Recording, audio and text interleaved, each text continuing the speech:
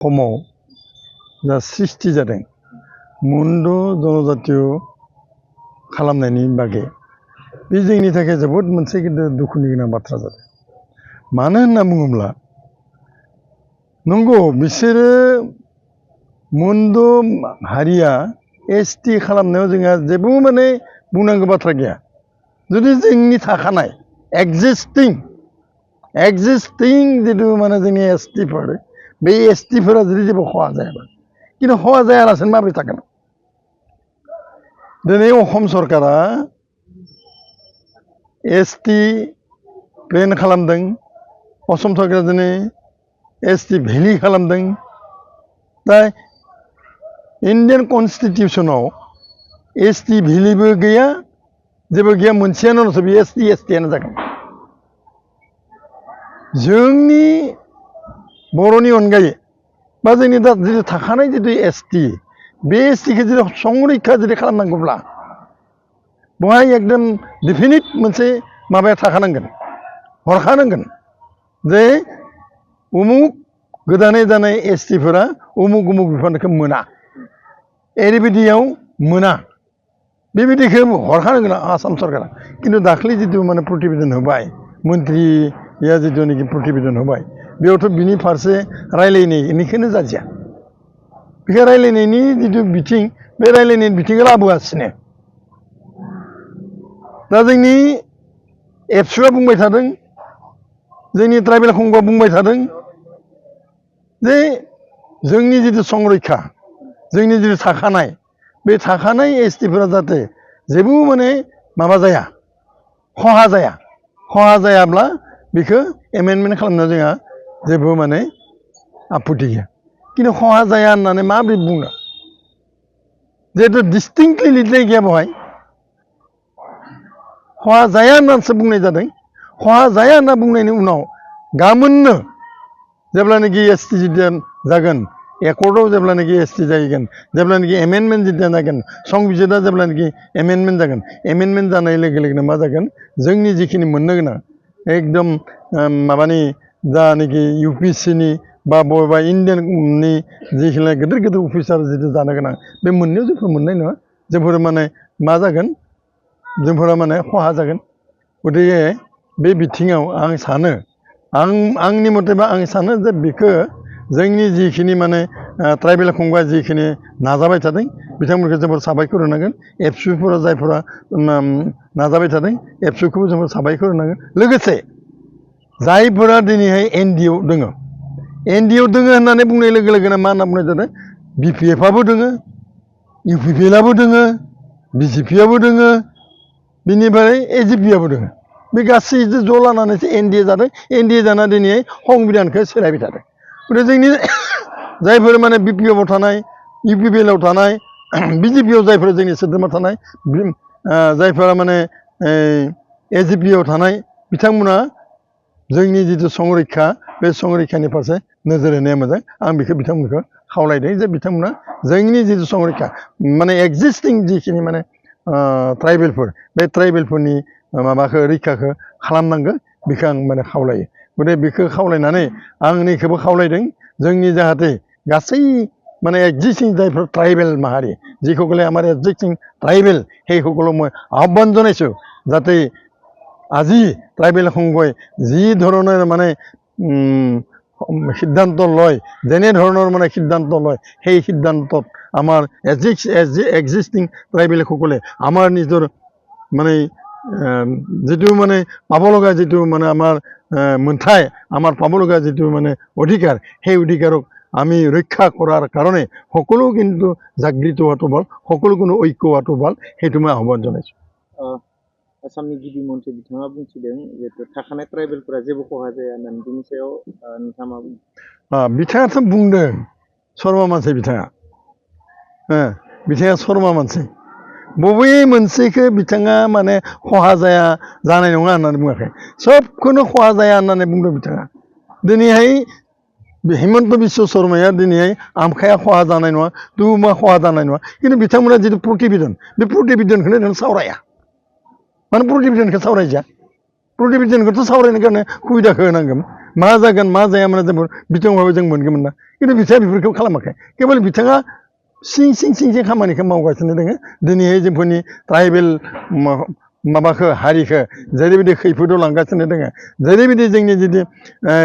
माबा मा होनना बुङो जोंनि जितु 6 शेड्युल बे 6 शेड्युलखौ जेरैबायदि सिफायनो थाखाय माने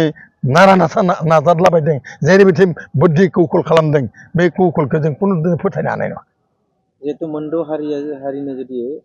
ट्राइबेल बा एसटि होयोब्ला थाखानाय ट्राइबेलफोरा बेसेबां बबे बिथिङाव बांसिन खहा जागोन नै बेनो बाथ्राया बेनो जादों दा खोनासं जे थाखानाय ट्राइबेल होनना बुंनाय लोगोनो जोंनिया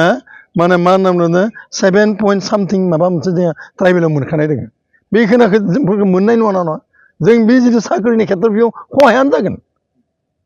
बे खहायानो जागोन जिखु जोंबो थाखानाय एक्जिस्टिं जितु ट्राइबेलफोरनि थाखानाय बेयाव माने जोंहा खहा जागोन आरो बे खहा जानाय लोगो लोगोनो दिनै जोंफोर APSC जोंनि जितु बर'फोरा जोंनि जितु STफोरा जिखिनि एक्जिस्टिं डाक्टराव फरायनाय महाबा फोरोंगिरि लानाय महाबा माने SDC जानाय बेफोराव जोंफोर मोननाय नङा देखुन बिसोर मोननाय नङा देखुन बे मोनाब्ला जोंहा खहा जाया आरो मानो रोङाब्ला खहा जाखागोन जोंहा बिसोरनो लाजोबगोन ना कारण जोंनि ब्रेनजों आरो बिसोरनि जितु ब्रेन बिसोरनि ब्रेनजों आकाश पाताल जोंहा प्रफिट दोङो दायो जिहेतु बर'निनो बा ट्राइबेलफोरनिनो एसटिनिनो जिहेतु मन्त्रि दङ MLA दङ बा MP दङ बिथांमोना जिहेतु नैबे बेलायाव दासिमबो खुगा सिनायखौ नुनो मोनाखै बेनि सायाव मा बुंदों बेखौनो आं बुंदों दहायबो बुंदों जे जायफोरा NDA आव दोङो दिनैहाय अकल माने BPFनिल' नङा BPFनि MP दोङो UPPLनि MP दोङो MPबो दोङो आरो BPFनि मा दोङो MLA दोङो माबायाव MLA दोङो मन्त्रि दोङो अखमाव आरो UPPLनि मन्त्रि दोङो उरखावग्रा ब्रह्म बिथांमोना दोङो बिथांमोना माने मन्त्रि जाहैदों बिथांमोना MLA जादों बिथांमोना दिनै खुगासियाखै मानो खुगासियाखै गावनि गादिनि थाखाय गावनि गादिखौ बिथांमोना मोनदों जेला बेखौ खहा जानो थाखाय गाबोननो होखारगोन बिनि थाखाय बे मात माथिनाय लोगो लोगोनो होखारगोन बिथांमोनखौ बिनि थाखाय गथिखे जोंफोर बुंदों मा जों खावलायदों जे जोंफोर बिथांमोनखौ खावलायदों नोंथांमोना ज' जा आरो बिनि सायाव माने सलुसनखौ लाना फै ट्राइबेल कंग'जों बारे माने सावरायनाय जादों एबसुजों बारे सावरायनाय जादों बे सावरायनायाव बिथांमोना खुगा फंसे मानो सुवा खुगाखौ सिना जों बिथांमोनखौ भट होबाय भट होनायनि उनाव बिथांमोना दिनै दल' लोमजानायफोर बायदि बेमार जानायफोर बायदि आंहा डायरिया जादों आंहा माने मा जादों जन्दिस जादों ओरै होननानै बिथांमोना मोनबो बुङालासेनो सिरि लोमजानाय फारि थाबाय थादों गथिखे आं बिथांमोनखौ खावलायदों जे बिथांमोना बुंथों बिथांमोना रायज्लायथों बिथांमोना जोङो ट्राइबेलखौ रैखा खालामथों जिहेतु दायो जिहेतु BTCनि चिफ हाग्रामा महिलारि बिथांनि जिहेतु सरकारा फैनाय लोगो लोगो NOC हरनायखौ लानानै गोबां जिहेतु लाइमोनफोरा खुद्रिसारनायखौ बिथांमोना बुंदों फावथिना होननानै बा राजखान्थि खालामदोंना बेनि सायाव मा बुंदों बेयावथ' आरो फावथिनायनि बाथ्रा गैया एक्सुवेलि जितु माने माबा समस्या बे समस्याखौ बिथाङा मिथिया नामा हाग्रामाया मिथिगौ मा जे जागोन ट्राइबेल दिनै NOC हरनाय लोगो लोगोनो जितु 6 शेड्युल बे 6 शेड्युलाव ट्राइबेलफोरा दिनैहाय माने माबा कच राजबंशिफोरा जिथुनाखि ST जागोन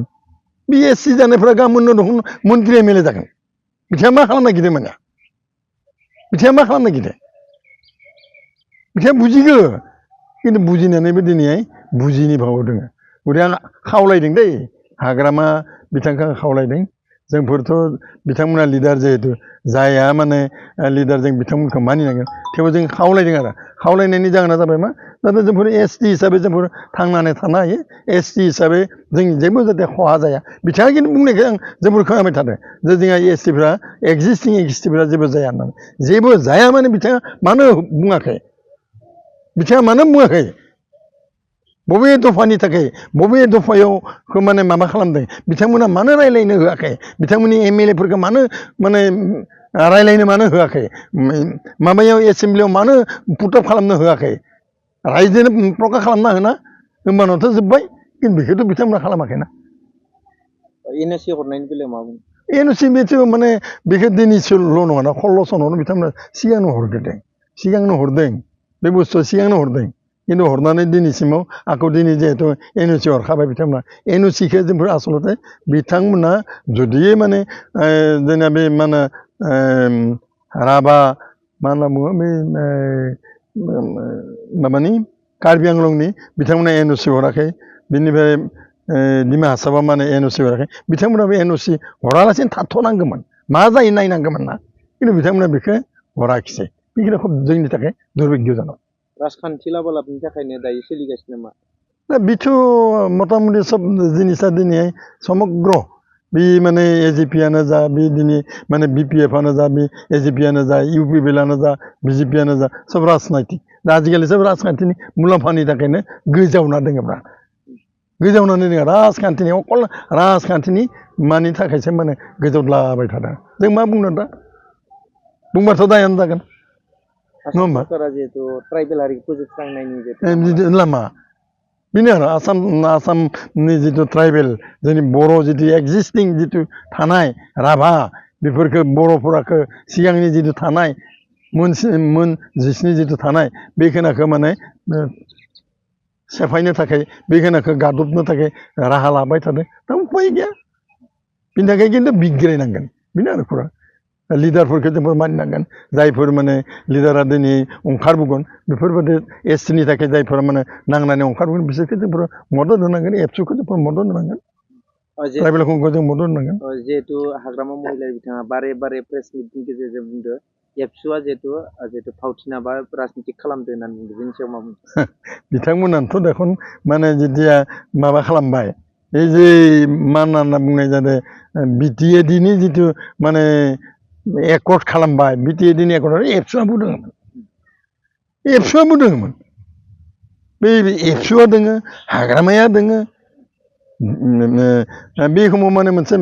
पिस कमिटि मोनसे दानाय जादोंमोन ना बेबो दोङो बिथांमोनानो सिगांनो मावबोबाय दिनै आरो बिथांमोना दिनै एबसुखौ रायबा दिनै माबाखौ रायबा जानाय नङा बिथांमोनानो सोरजि खालामनाय बिथांमोनानो दाबोनाय बिथांमोनानो सृष्टि खालामबोनाय बिथांमोनानो खौसे खामानि मावबोनाय दिनै जोंफोर बिथांमोना दिनै फाराग खालामबालाय जोंलाय मा सोरखौ माने फोथायनो बिथांमोनाथ' एबसुखौ लादोंमोन बेयाव गरेस्वर जाय मा होनदोंमोन गावख्रुबफायदोंमोन जे एनडिएफबिफोरा होमबाना आंनो निजे ससुखिदों माइनि थाखाय मात्र 1 मिनिट ना 2 मिनिटनि थाखाय जोंफोर गावख्रुब जाजाबोबाय बेयावथ' बिभिन्न बे समाव माने एबसुनि मानसिफोरखौ मेडिकेलाव लांनाया जोंनो दङमोन ना एनडिएफबिनि माबा बिएलटिनि समाव होमबाना बिएलटिआ एबसुजों एखे दङमोन हांसो गंसेयावनो जाद्लायलायोमोन बिथांमोना दिनै आंखौ एबसुखौ आरो माने माबा खालामदों होनना बुंब्ला मा मोनगोन एबसुजोंनो एखे लोगो बिसोर दिनै एबसुजोंनो मावनानै बिसोर बिटिएडि लाना फैबाय बिनि उनावसो माने राजनैतिकनि जिथु बान्धन राजनैतिक बान्धननिफ्राय बे मेयर पार्कआव